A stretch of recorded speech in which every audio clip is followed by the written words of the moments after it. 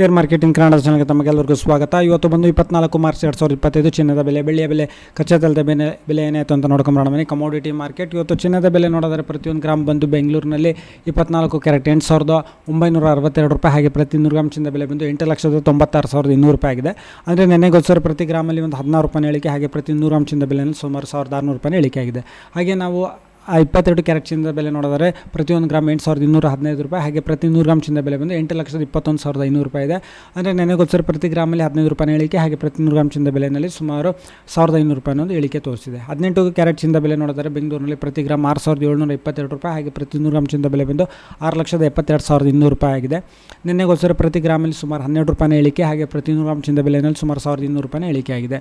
ಬೆಳ್ಳಿಯ ಬೆಲೆ ನೋಡಿದರೆ ಇದರಲ್ಲಿ ಯಾವುದೇ ರೀತಿ ಬದಲಾವಣೆ ಇಲ್ಲ. ಪ್ರತಿ ಗ್ರಾಮ್ ಬೆಳ್ಳಿಯ ಬೆಲೆ ಬೆಂಗಳೂರಿನಲ್ಲಿ 101 ರೂಪಾಯಿ, ಹಾಗೆ ಪ್ರತಿ ಕೆಜಿ ಬೆಳ್ಳಿಯ ಬೆಲೆ ಬಂದು 1,01,000 ರೂಪಾಯಿ ಇದೆ.